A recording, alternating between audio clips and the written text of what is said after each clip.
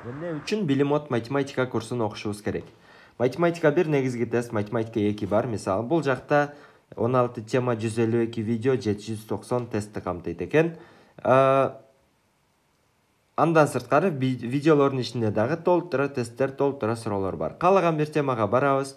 Мисалы, мен кайсынан кыйналам дейин. Статистика. Статистиканын видеосун көрөм. 12 маселе. Мен табатырчы болсун.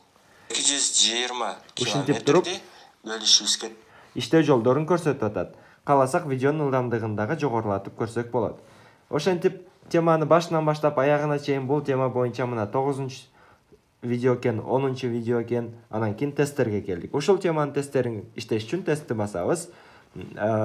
Чыгардык, текшердик, ката чыгардың. 4-тү бастың, текшердиң, ката чыгардың.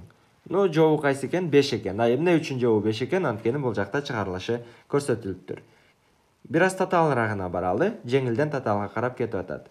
Мисалы, мына 11-нчи суроо. Муну чыгарыш керек биз. 360 дедик, ката чыгардык. Жок, мен аракет кылып көрөйүн. 2 жолу аракет кылдым. Дагы ката чыгардым. 180 кылып көрөйүн, текшерип көрөйүн, туура чыгардым. Бирок 180 каяктан экен билбейм. Мисалы, мына жооп 180. Анын келип чыгышын үйрөнүш үчүн чыгарылышын көрүү дегенди бассам, мына мага чыгарылышын көрсөтүп атат. Минтип мындай кылып чыгарасың деп. Ушундай суроо, видео сабактар, тесттер, андан сырткары сынамык тесттер. Сынамык тесттер чыныгы жыртыга окшоштурулуп математикасына 60 суроо, булар колонка менен маселелер. Алардын дагы ар биринин мына чыгарылыш жолдору көрсөтүлгөн. SAT'ге окшоштурулуп түзүлгөн дагы сынамык тесттер бар.